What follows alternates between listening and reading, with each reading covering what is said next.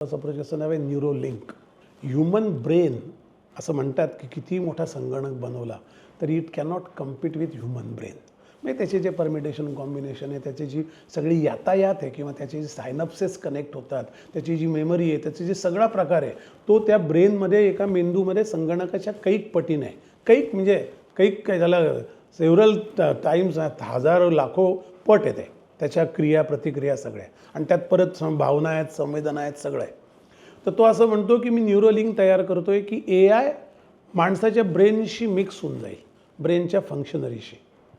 म्हणजे आता जसं मगाशी मी एक तुम्हाला स्टेप सांगितली, प्रोग्रामॅटिक इंटेलिजन्स. गाडी आपण चालवतो ना तेव्हा आपण गिअरकडे सारखं बघत नाही, गिअर टाकताना तो प्रोग्रामॅटिक इंटेलिजन्स असतो. पण रस्त्यात अचानक कोणी आलं की आपला रिफ्लेक्स तयार होतो, आपण गाडीवर ब्रेक जातो, तर तो असतो तो नेटिव्ह इंटेलिजन्स. ती उपजत बुद्धी असते की हा बहुतेक माझ्यासमोर येणार आहे.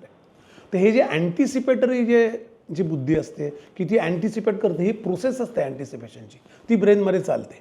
तर या सगळ्या प्रोसेस AI आणि ब्रेनच्या संयोगातून तो न्यूरोलिंक म्हणून वापरतो आहे.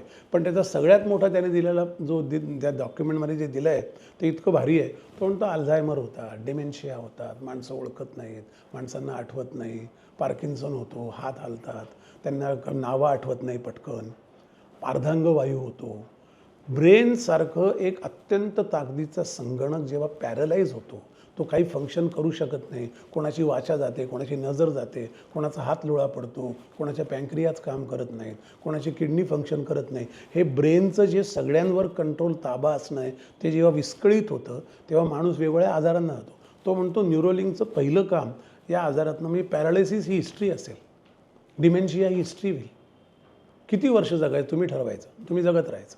तुमच्या ब्रेनचं तेच फंक्शन, तेच न्यूरॉन्स, तेच सायनप्सेस, तेच कनेक्शन, ते जे हवं ते सगळं तुम्ही त्या ताज्या तवे वयाच्या 80 वर्षी एखाद्या 20 वर्षाच्या मुलासारखा विचार करू शकाल, वाचू शकाल तासनतास, खेळू शकाल, कदाचित दमणार नाहीत. तुमचा ब्रेन तुम्हाला थकलो आहे, फटीग आला आहे असं कधी सांगणार नाही. आता यात गमती पण होणार काही काही. भूक लागलेली ब्रेनला कळते ना आधी. म्हणजे ते म्हणतात ना की तुमचं पोट रिकामा असतं तसं ब्रेन रिकामा नसतो, तो सतत काही ना काही करत असतो. त्यामुळे एम्प्टी ब्रेन असणं हे काही चांगलं नाही. तो ते एम्प्टी ब्रेन राहणार नाही याची ही तजवीज आहे. आणि तो फार म्हणजे सगळा यांत्रिक भाग नसेल, त्यात भावना आणि सगळं आहे. तो फार इंटरेस्टिंग प्रोजेक्ट आहे त्याचा. पण मला एपिलेप्सी, अल्झायमर याच्यावर त्याच्यामुळे जे घडणार आहे ना ते मला फार महत्त्वाचं वाटतं. त्यामुळे जी माणसं अनावश्यकपणे तारुण्यात 20व्या वर्षी 25व्या वर्षी मेंदूच्या विकारांनी ग्रस्त होतात त्या माणसांचं हे होईल.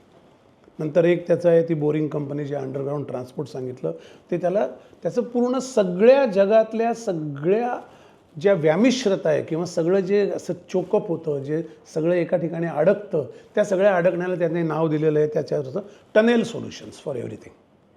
So all tunnels. सो म्हटलं की तुम्हाला फ्रीडम आहे, तुम्ही तुमचं फ्री फिरू शकता. आणि हायस्पीड इंटरलूप, म्हणजे पुणे मुंबईचा हायपरलूपचं तुम्हाला किती म्हणले होते त्यांनी, 22 मिनिटात येणार म्हणले होते ना. तो हायपरलूपने जी गाडी येईल ती 22 मिनिटात पुण्याहून मुंबई. आपल्याला घरातून रिक्षा करून त्या बसस्टँडवर जायलाच 1-1 तास लागतो मुंबईसारख्या ठिकाणी किंवा पुण्यासारख्या ठिकाणी. सगळे ऑटोनॉमस व्हेकल असतील. आणि त्याने लास वेगासमध्ये एक आत्ता 68 मैलाचा तो ट्रॅक मी तुम्हाला मगाशी म्हणला तो दाखवतो आहे, त्याचा प्रयोग करून दाखवतो आहे. त्या बोसांचा जसा प्रयोग केला ना, त्या प्रकाशापेक्षा जास्त वेगाने जाणाऱ्या त्या किरणाचा त्यांनी जो रे सोडला, त्याचा त्यांनी आत्ता युरोपमध्ये मागे तो देव काय त्याला म्हटलं, त्यांनी देवाचा अंश असायला म्हटलं बोसान त्या पार्टिकलला, त्याचा जो ट्रॅव्हल आहे तसा तो प्रयोग त्या 68 मैलाच्या एका टनेलमध्ये लास वेगासला करतो आहे. 6वं आहे टेस्ला एनर्जी.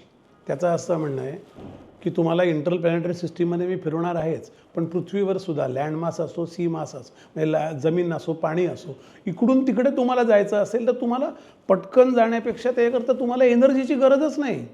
हे कशाला तुम्ही उत्खनन करता, फॉसिल फ्युएल वाया घालवतात, मग संपेल म्हणून भीती येते, त्याच्यावरून युद्ध होतात, मग ती मालकीवरून मारामाऱ्या चालतात, हे सगळं कशाला पाहिजे. मी तुम्हाला सोलर पॅनलने कुठूनही कुठे तुम्हाला किती वेगाने जाता येईल अशी ऊर्जा देतो. कारण सोलरची ऊर्जा स्टोअर करण्याचं तो एक टेक्निक बनवतो आहे. त्याचं नाव आहे मेगापॅक त्याचं नाव दिलं आहे, मेगापॅक, ज्यात प्रचंड सोलर एनर्जी स्टोअर करेल. मग कुठेतरी सूर्य असतोच ना 24 तासामध्ये. भारतात अंधार असला तर अमेरिकेत सूर्य असतो. त्यामुळे सूर्याची एनर्जी कनेक्ट करण्याचा तुमच्या लोकेशनशी काही संबंध नाही. ती येणारा एक प्रकाश तो 24 तास असतो प्रकाश. 24 तास ती सोलर एनर्जी स्टोअर करू शकतो.